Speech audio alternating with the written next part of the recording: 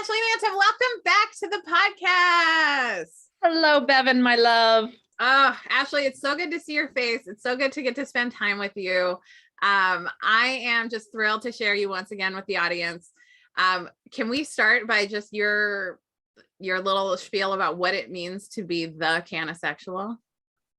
Absolutely, we can. So I am a card-carrying hedonist. I believe pleasure and decadence and joy are my mission in this world. And Cannasexual is really about finding ways of mindfully and deliberately combining sex and cannabis to deepen intimacy and enhance pleasure, whether you're solo or partnered. And it is really, for me, it is a lifestyle. It is choosing play, choosing ecstatic experiencing, choosing eroticism all the time, whenever it's appropriate to do so. Absolutely. And you came to your Cannasexual sort of identity and literal career from a place of actually needing to heal a lot about yourself, your body, and your sexuality. Will you talk a little bit about that journey and how cannabis helped? For sure. So, trigger warning, I am a survivor of sexual violence from childhood, from when I was 13 and a few times in my 20s. And so it left scars, as it does. It has an impact. It really fundamentally changes your life experience in some pretty profound ways. And as we've learned, in the world of trauma lives in the body in ways that I don't think we understood 20, 30, 40 years ago. And so, I've heard it said several times, the issues are in the tissues, and it's really true. Like, things get stuck. And so the way that showed up for me was having pain with penetration for most of my adult life. It was dissociating and not being in my body, especially whenever someone was pressing on my boundaries. Like, my brain would just go take a vacation and my body would just kind of be existing there. I couldn't feel my feelings in any kind of meaningful way. I could talk about them. I could tell you about how I was feeling, but I was intellectualizing it rather than actually genuinely experiencing the emotions in my body. And so I thought, I was gold star for therapy for so long. I was like, oh, I can tell you this is my trauma and these are my patterns and these are my blah, blah, blah. But I was never feeling it. So it wasn't transmuting. And so it was just stuck. I was stuck and heavy and sluggish and using my sexuality in really disempowered ways and just trying to people please with my body and not have any real advocacy for me or my needs or my fantasies or my boundaries. It was like, what boundaries? And that all has really shifted since moving to California, getting access to medical cannabis, bringing in a couple of new therapeutic modalities that I've been trying, from somatic experiencing to really help me be in my body again, to ketamine treatments, which I'm sure we'll get into later, that I just did in Hawaii.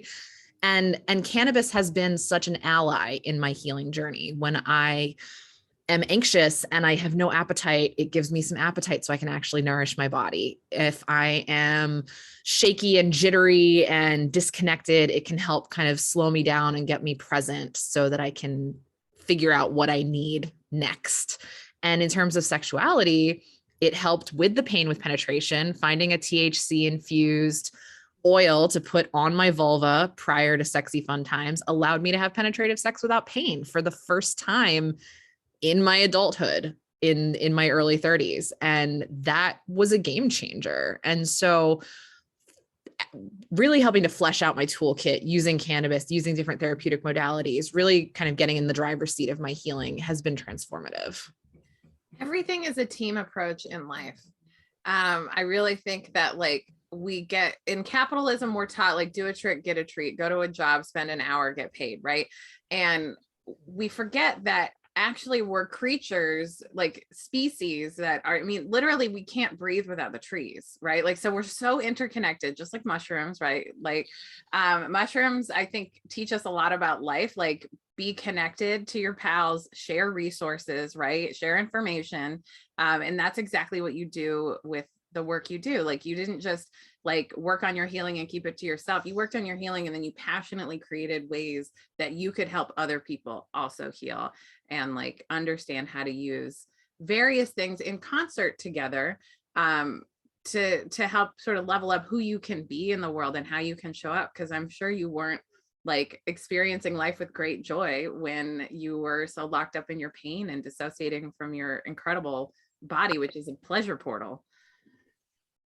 Body is a pleasure portal, and it feels good to be back in that space in a really intentional way. And it has been such a privilege to be able to speak openly and publicly about my experiences and my healing journey and the things that turn me on and the things that make me come really hard. And it's neat to be someone who lives in a fat body, someone who's queer, and someone who has, trauma, to be able to talk about this, because I feel like it is relatable in a way that I wish I had somebody like me when I was going through the really hard parts of this, where, a lot of the people that I would see talking about it wouldn't be anything like me. It was either they were academics, which, I have some academic background, but like I don't live in the ivory tower, or, they would be very thin, traditionally attractive, able-bodied folks. And I just felt like, well, okay, well, sure, they can heal, but like, how can I heal? How can I feel empowered in my body? And so I'm grateful to have that space to share with folks and connect in that way. Absolutely. And I think something too that I love about plant medicine is it connects you to the truth of yourself. And when you're running away and dissociating from your trauma, not wanting, most things that are like triggers are just coming up to be healed. Like they just want your attention and you to ride the pain, because pain, I teach this in aerobics a lot. But basically like big emotions only take 90 seconds to clear if you just like sit with them and breathe through them, right? Like just like a contraction. And really you're birthing a new version of yourself. You're birthing the next level of you that isn't going to be triggered by this thing anymore, because you've seen it, you witnessed it, you recognize the pain. Because pain's part of the process of life. I think it's so fascinating that like, I don't think, okay, so procreative sex is not something I've ever even had, right? Like I've never had a sexual experience where I could get pregnant. But I find it fascinating that like you have this pleasure experience that could result in creating life, but then the process of bringing life into the world is actually really painful. But part of like that natural pain experience is the dopamine rush after, like the oxytocin and all the stuff that naturally comes after the pain of birth. It's for you and the baby. And it's like this way that it like kind of releases. And so that to me speaks so much to the natural occurrence of pain as a part of the process of life, where capitalism teaches you to numb out and disappear from the pain so that you can there be a good worker and just show up to work, right? So exactly. Oh yeah. Yeah, we have earned our stripes feeling the pain, going through it and being present with it. It is transformative. And I was reading Glennon Doyle's first book, Love Warrior, and she talks a lot about, we're not just here to love, although we definitely are. We're also here to feel pain and to know that we can withstand it and survive it because we're strong. And it makes you appreciate the sweetness and the joy and the pleasure so much more.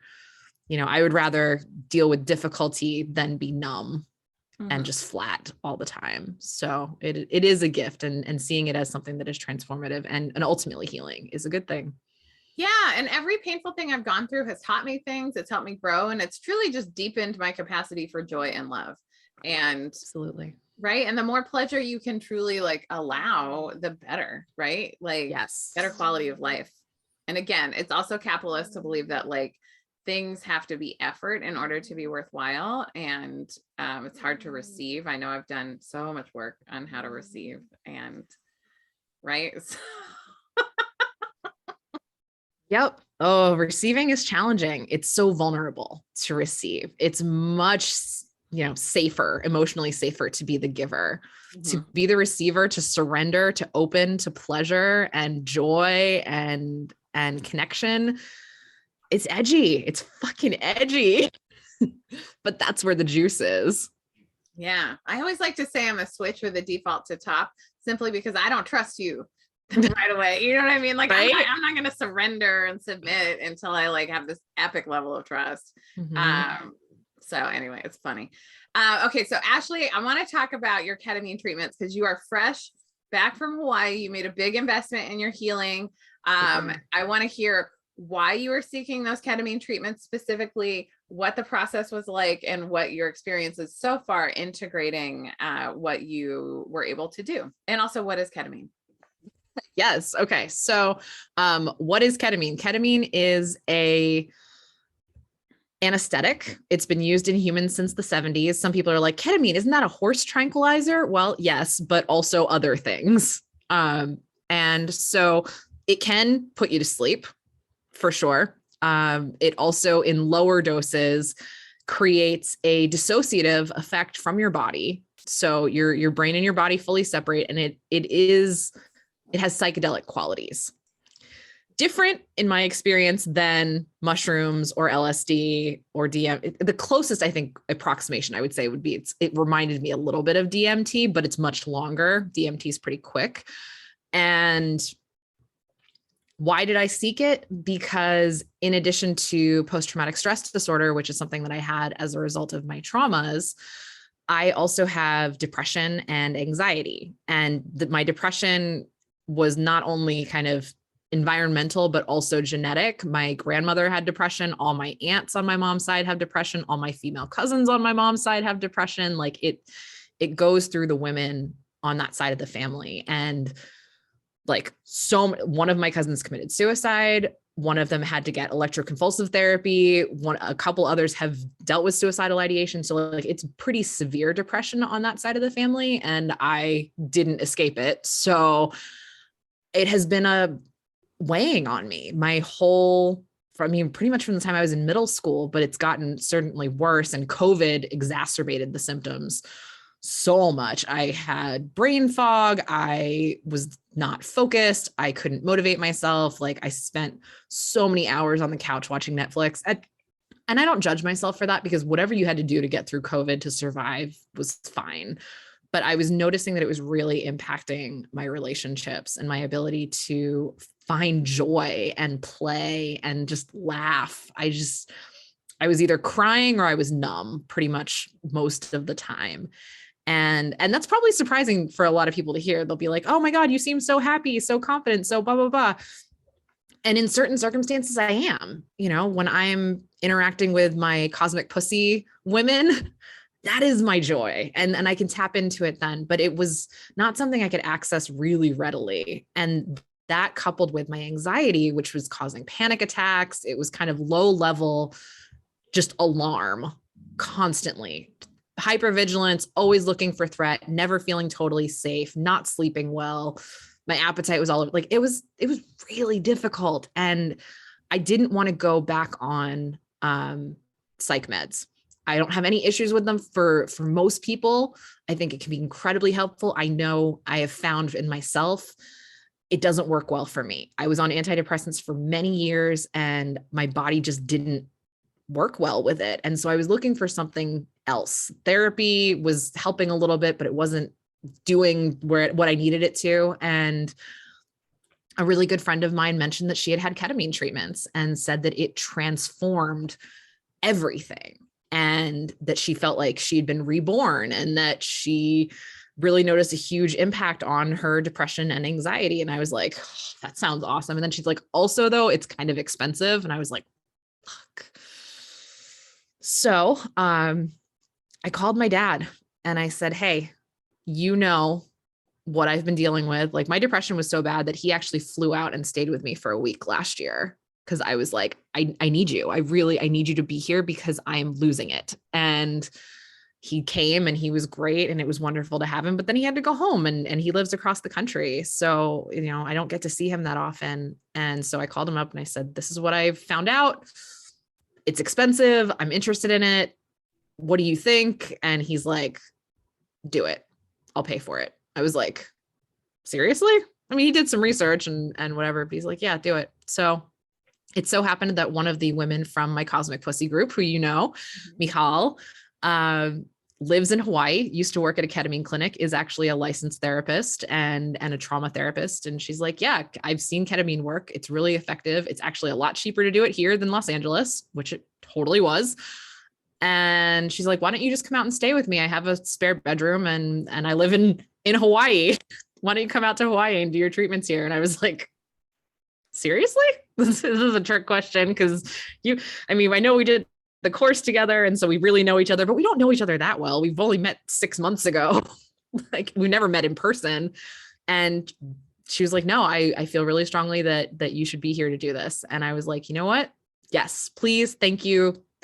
I'm going to trust that the universe is putting this in my path because it's what I need. And I booked my flights and I went to Hawaii for 11 days. I did 4 ketamine treatments. Each one lasts about an hour to 90 minutes. And sure enough, it was transformative. I had ego death. I very clearly found myself disconnected from my body and just being in soul form. And I was able to access so much self-forgiveness, self-compassion, just kindness. I was able to get in touch with, little me who had been hurt and we connected and I felt her playfulness and her silliness and her sweetness. And I felt her kind of come back in to me in a really beautiful way. And I saw Betty in 2 of my journeys. She showed up and that was cool. Like Betty Dodson, for those Betty of you Dodson. Yes, I'm sorry. Betty Dodson. Betty Dodson, for those who are not familiar, is widely known as the mother of masturbation. And she created the body sex method. And she has helped countless women and people with vulvas around the world to feel empowered in their bodies, to love their pussies, to really own their pleasure and feel comfortable with masturbation and finding access to orgasm. And she changed the world. And she departed the physical realm last year. So it felt beautiful to reconnect with her essence in that space. And it is not an exaggeration to say that I feel like a new person. I have not been depressed. I have not been anxious since the treatment started. Now, there are folks who need to get basically booster shots with the ketamine every, few months or 6 months or once a year or whatever. And so I don't know how long, but it could last a very long time. It remains to be seen. I think the way that I did it in creating that 11-day window for myself of I didn't see clients, I didn't do any work. I just spent that time healing. And when I wasn't in the treatment sessions, I was going on hikes. I was going in the ocean. I was snorkeling. I was lying on the beach, feeling the sun, connecting with the earth and the island energy. And I feel like I set myself up for success in that way. And it's remarkable. I laugh now more easily than I ever have. I am more playful and silly. I am sleeping better at night. It's incredible. It's wow. I'm so thrilled that these results are happening for you. This is really exciting to hear because I know so many people who have treatment resistant depression and anxiety who need an alternative. And I feel like, in many ways, it's kind of how I use psilocybin. It's like sometimes of course I love the party that comes along with plant medicine. Let's be honest. And I kind of hated microdosing because I could feel the party coming, but it never really arrived. That's a good way to phrase it. Right. And so I'm like, I like to do these reset trips. And even if it's I don't really want to wild out, I know that it's good for me at least once a month to hit the psilocybin to allow my brain to grow. Cause similar to you, I have an extensive family history on both sides of depression and who knows what else. Right. Cause they didn't get diagnosed or tell anybody, they just got out of this existence. So weird. I'm so glad that you chose to pursue healing and you chose to ask for help and receive, because that's one of the big things that I've had to work on for years and years. It's like this one issue that kind of comes back around frequently is oh, you're going to need to ask for help. Oh, you're going to need to receive. Right. When someone says, I want to offer you this, I just say receive. I'm going to receive this rather than try to be that independent, strong, good girl that can handle it all. There's nothing to prove. Again, ego death, right? We're supposed to be interconnected souls, having this human experience together. So I am so excited to hear how great that was. So the process is you go to a clinic, you put on a blindfold, how do you take the ketamine, and like, how do they like kind of nurture you in this experience? Absolutely. So the first thing that you do is you have an intake appointment with a psychiatrist. Like this is all done under medical supervision, which was something about it that appealed to me. I have never done ketamine recreationally. After this experience, I don't really have any interest in doing it recreationally. It doesn't feel like a particularly recreational substance to me. It's more of like, it is healing, and I know people have sex on ketamine. I can't imagine having sex on ketamine, certainly not at the doses that I was on, because like, holy fuck. But be that as it may. So I went to see a psychiatrist. He recommended the treatment. And then I had the morning of the appointment, I went in every morning at like 9. You don't eat after 9 o'clock the night before. So you fast for 12 hours. You can drink water, and you're encouraged to, but it can cause some like nausea and motion sickness for some folks. And I tend to be prone to that. So the first thing that happens is the EMT who is there administering the ketamine and monitoring my vitals throughout. He gave me anti-nausea medicine. Like as soon as I sit down, it's like, here you go, take that. He took my vitals, so blood pressure and pulse. And then I was introduced to the trip sitter. So there is a person who has been trained in just holding space for psychedelic journeys. She was not a therapist and was not doing therapy with me. She's just kind of there to be like, let's talk about what your intentions are. And like, just remember to breathe and let it take you on the journey. Don't fight it. Don't try to direct the journey. Just allow, surrender, receive. And so the ketamine is actually administered via an injection. So the first day I got it in my arm. And after that, he's like, I'm probably going to give it to you in your leg, because for higher volumes, it's just your leg takes that better. And so the other 3 were right leg, right leg. And it takes about 5 to 7 minutes to kick in. So in that time, make sure the blood pressure cuff is on, lie back in a recliner, put a pillow behind my head, put my eye mask on, put these noise canceling headphones on. And I had found a ketamine therapy journey playlist. No words. That's really key. You don't want, because you're so suggestible in that space that anything anyone says to you, you're just like, oh yeah, that's totally a thing. So it's just good to have just music. And she was there, my trip sitter, when I put my blindfold down. But once I was in, there's no dialogue. Like you're not having conversations. You're not really even moving, because you're not in your body anymore. You're out, way the fuck out there. So she actually leaves for a bulk of it and then comes in. So like when I come back in and I'm in my body again, when I open my eyes, and just like, there she is. And the first thing, honestly, after the first day, I was like, I have to go to the bathroom really bad. And she's like, okay, we can do that. No worries. So she, standing up after doing ketamine, like you have like Bambi legs. Like, wait, where are my feet? Like which is why I can't imagine having sex on it, because you're just so kind of out of control of your body. At least that's how I felt. But in a safe way, just like your body is sort of secondary. You're doing the work on a soul level.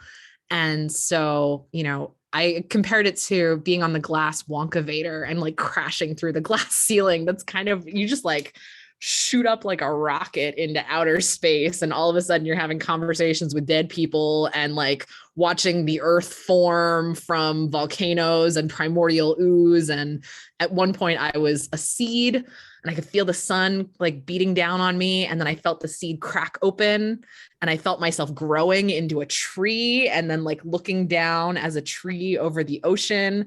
And then I was a bird. And then I was sea mist on the beak of a bird flying. Like it was fucking wild.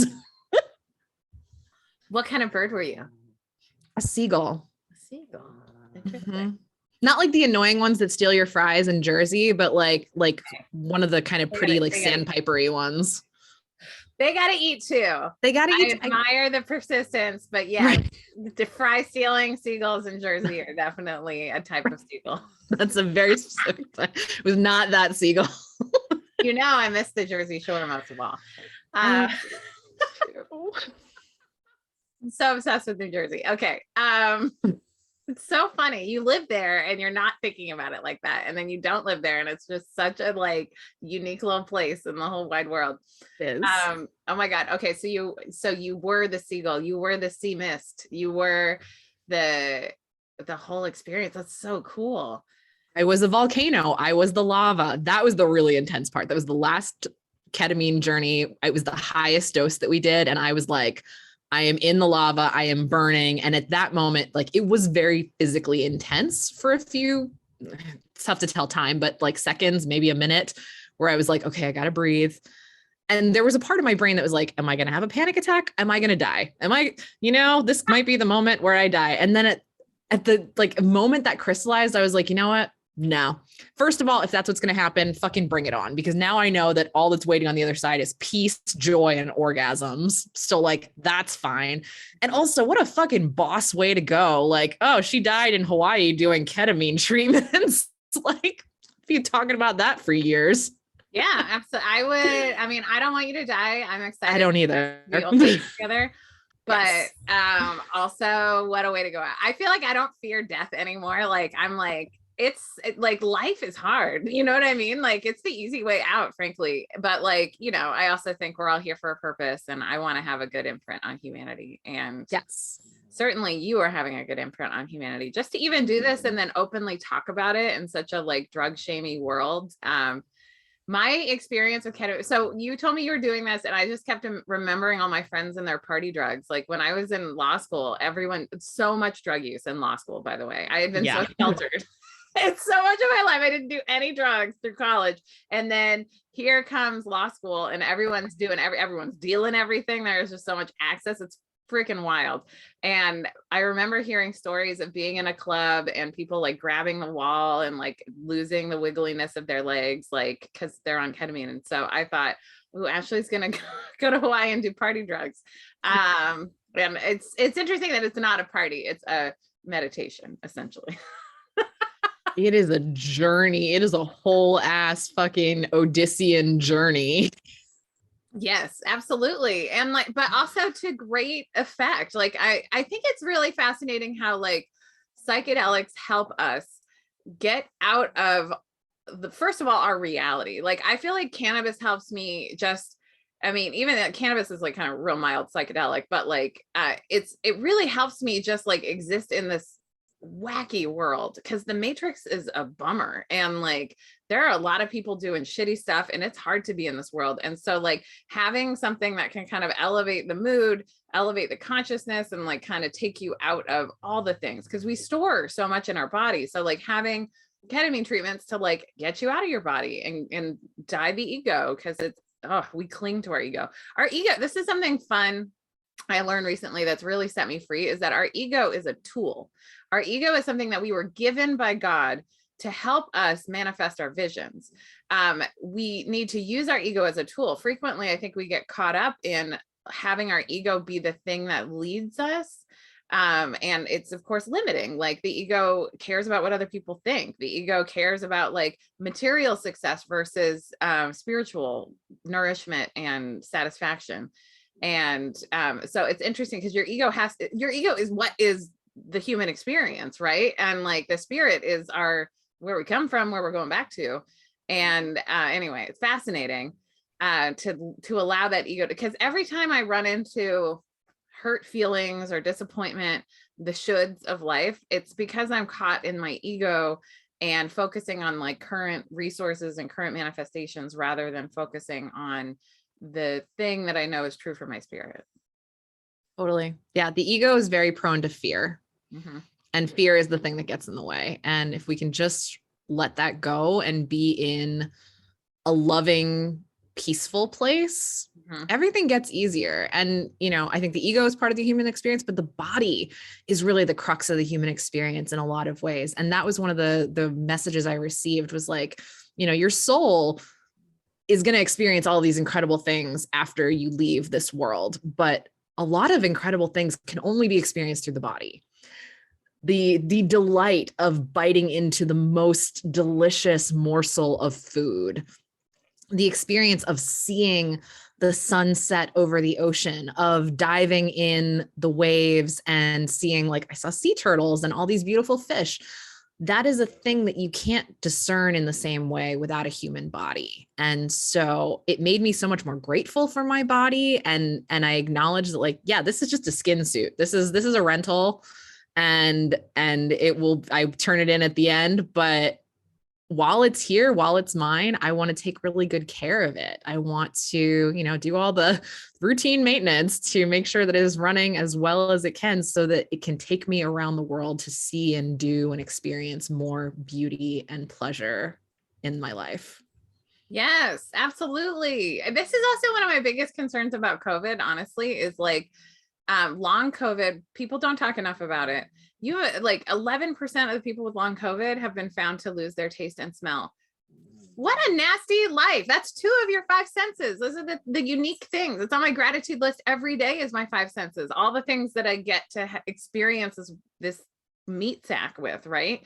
So it's bananas to me that people are like out there super risking that. But whatever. Everyone's got to make their choices.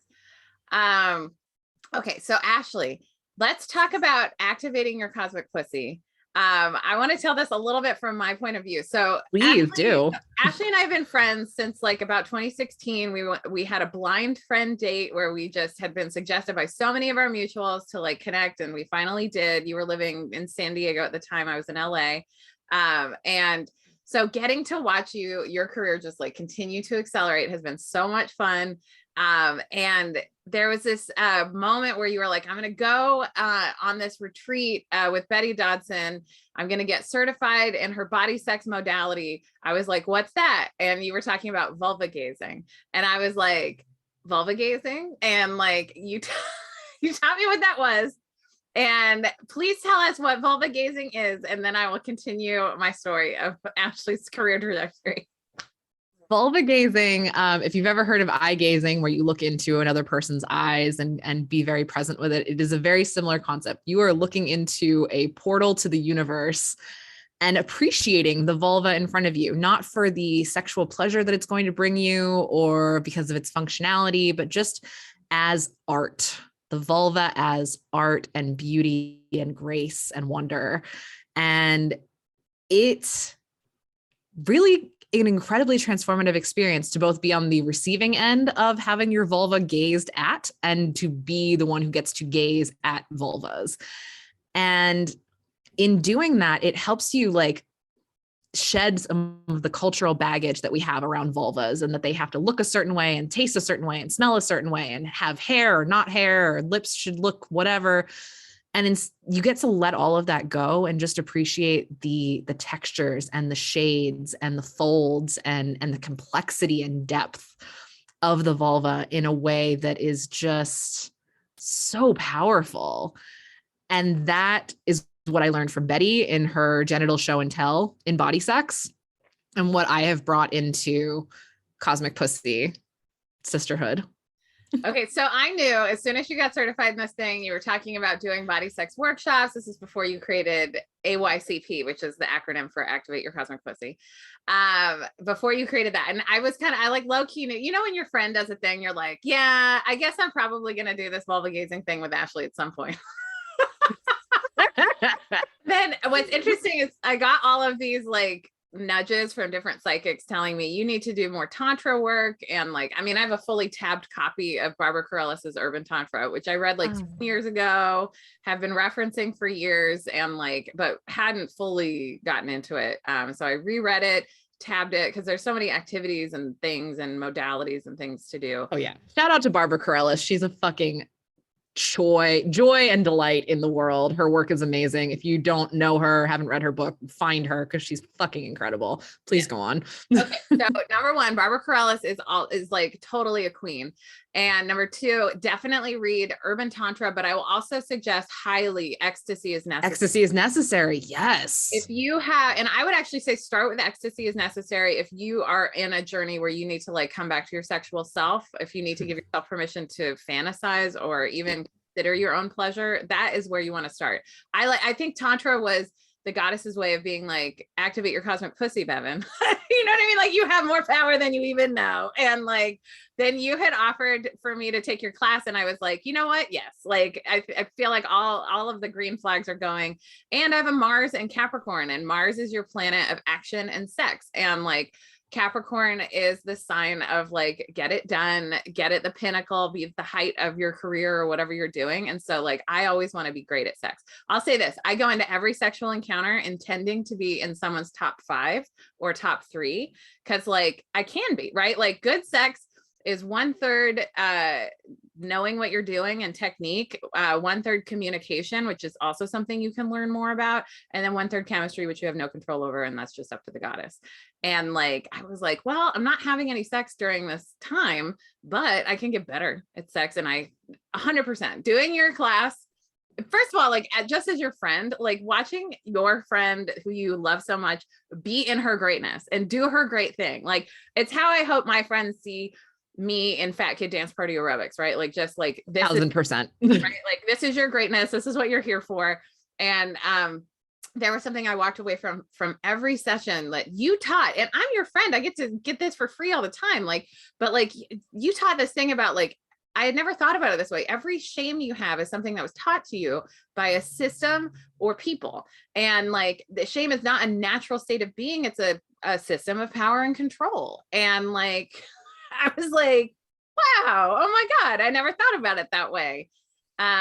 And like, and also like, what I think is really sad about heterosexuality. I mean, there's so many sad things about heterosexuality, but one of the biggest sad points is that they really just teach you there's 3 sex acts. Like, it's oral, on oral, right? Like, and then you have P and V sex, right? And then you have butt stuff, which like they really don't want to talk about, but like, actual sex, like, it's so interesting. I think about this and I'm like, I haven't even done a couple of those main 3, but I have had so much sex that if I didn't have any reference books, I could do 50 sex acts from knowledge, you know, like, easily. And like, then if I have an open book test, I have tabbed books, you know what I mean? I'm ready. Like, I can do thousands of things. And like, it's just expand. This is what I love about queerness, is it's just expanding. It's taking the lid off everything. It's so everything is so possible, right? And like, I think one of the best things you do in all of the classes you have, like, I also took your handy skills masterclass over the pandemic too, because I was like, why not leave pandemic as a hand sex master? Some people learned karate, some people learned another language. I learned hand sex. Noble pursuit, I must say. Yes, from the master herself, right? Like, she's Ashley really is a master in hand sex. It's true. I don't just throw this shit around too. Like, I am like brutally honest. So when you get a compliment from me, you know it's for real. And anyway, so like, activating your cosmic pussy, I was like, yes. And like, I feel like so many people who go through that, like, who have like that limited paradigm, you don't have to have a limited paradigm going into it, but if you have a limited paradigm of like, oh, there's 3 things on the menu for sex, you're going to leave with the Cheesecake Factory menu. That's true. Mm-hmm.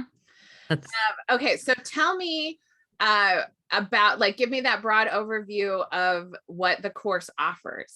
Yeah, absolutely. So it is an online course, and I'm doing that because while eventually I would like to have it in person, I've had women from all over the country join the course. I've had people on the East Coast, I've had people in Hawaii, lots of people on the West Coast. And so, especially during COVID, because that was when I started it, it was nice to have something virtual. And now it's like, as an entry point, because this is going to scale and grow into a lot of different things.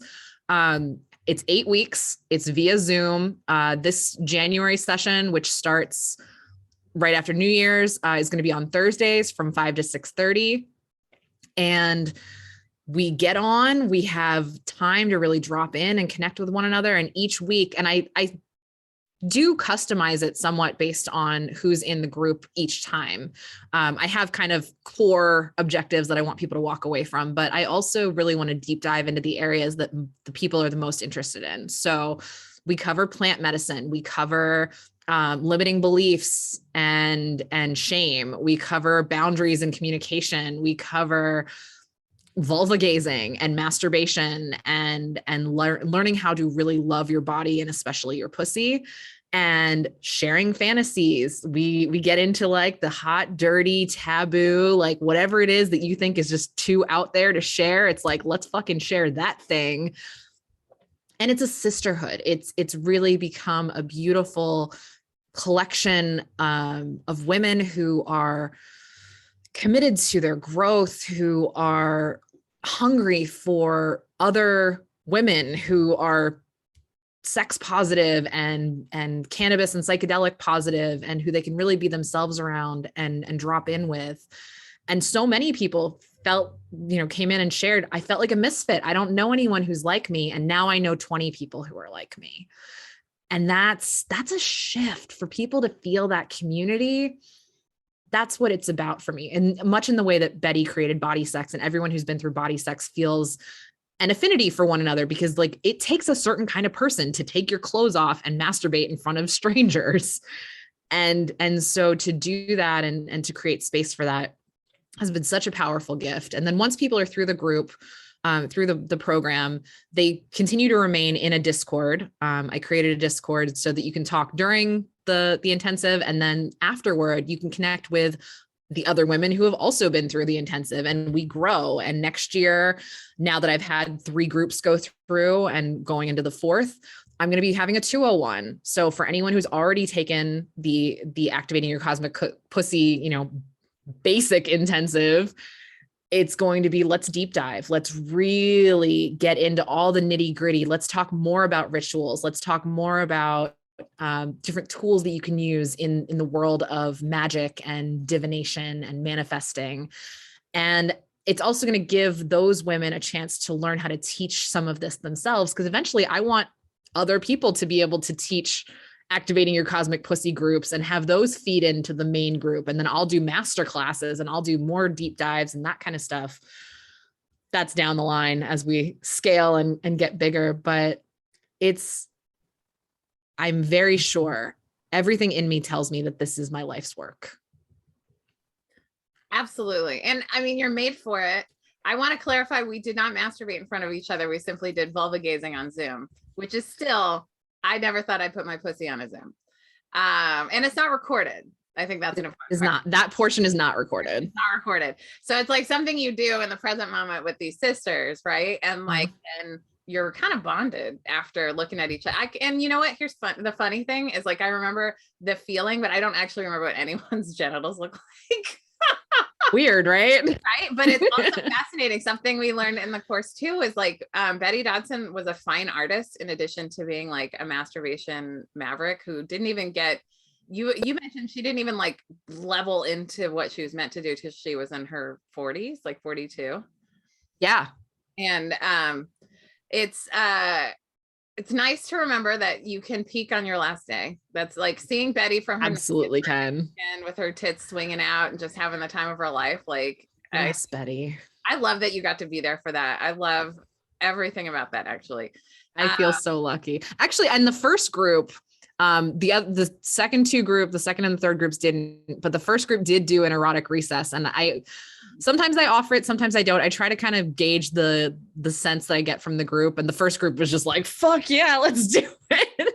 So that will definitely be a part of the 201 where we'll do erotic recess. And it's sort of an optional part of the intro.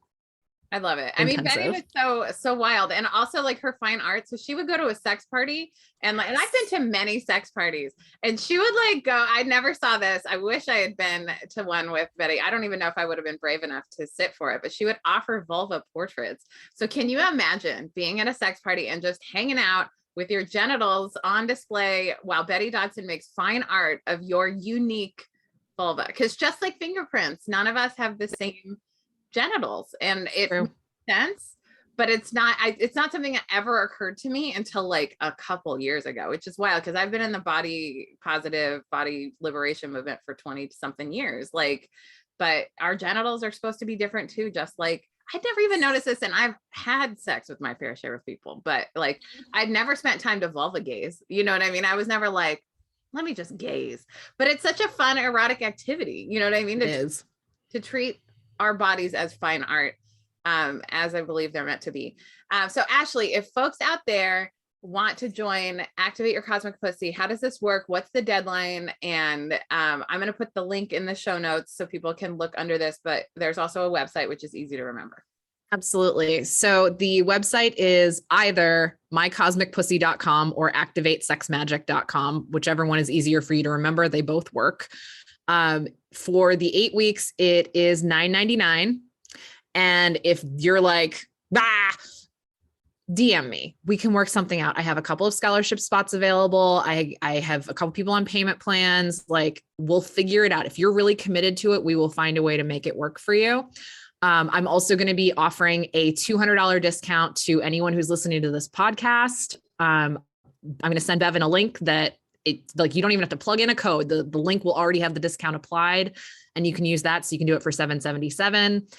And it's great. You need to register soon by the 15th. I might push it to the 20th. If I had a couple people sign up like 2 days after I officially closed, but I was just like, you know what, if you really want it and you just couldn't quite get there in time, like, I'm not going to stop you. I want the people that really want it. So, but preferably by the 15th. The earlier you register, the more likely you are to get a spot, because I do cap it at 11. And so once I hit 11, I can't take any more. That's a great boundary. And also, you introed the class as, I'm Ashley and I'm your feelings lifeguard, and I'm here for you to have every feeling you need to have.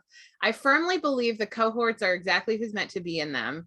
I also really love that proverb: if you want to go fast, go alone. If you want to go far, go together. And yes. I have leveled up so much in my life through coaching cohorts, through teamwork, through other people who are leveling up and being honest about where they're at and how they want to be. And if you're listening to this in the future, like, there will be another cohort that I think this is Ashley's life's work. So I think there's just going to continue to be a cohort. There will be more. Yeah. So you can always just slide into those DMs at Cannasexual on Instagram. You can email Ashley at ashleymanta.com. Make it easy. Right? Like, so easy to find you. So you can be like, when's the next AYCP, or just go to the book, to the websites and find that. Ashley also offers, if you're not a vulva owner, Ashley offers very inclusive coaching that is for anybody of any genitals or any gender experience, with a lot of trauma-informed care and a lot of gender openness. Absolutely. The only people I don't work with are cis het men who are single. Wow. Women, trans, non-binary, any couple of any configuration. I just don't work with single cis het men. And that's just my own preference, but otherwise, bring it on. I love working with couples, especially. I love working with women identified folks, and I don't do any work with trauma. I'm not a therapist, but I am trauma informed. So if you're working with a therapist, I can help you with the functionality and solutions oriented work around like how to have your partner be supportive of you and how to show up in really loving and compassionate ways. And I love working with couples. Or I have my online courses, which are, as Bevin took, the Handy Skills Masterclass and my Dirty Talk class. Those are at elevatedintimacy.com. My podcast is Elevated Intimacy. And I was lucky enough to have Bevin on some number of months ago. I think it was a lot of show notes too. I'm also going to link to my first episode with Ashley, which you should, or actually my second episode with Ashley. The first one got copyright roboted, but the second one is great. It's about busting up imposter syndrome. It's really good. And I'll put a link to that. Ashley, I treasure you. I'm so grateful for you in my life, as my friend and someone who is also just out there going the way and showing the way. And I'm so just grateful that you were here to share your experience, and so excited. Oh, the places you'll go. Oh, the places will go. Bevin, I love you so much. I'm so grateful for you and our friendship, for all the work you're doing with Fat Kid Dance Party, and just like making body positivity a lifestyle, making loving yourself a lifestyle. It's such a beautiful thing to witness. And you are a bright spot to every space you enter. So I'm grateful that you came into mine. Oh, yay. I love you, Ashley. I love you, Bevin.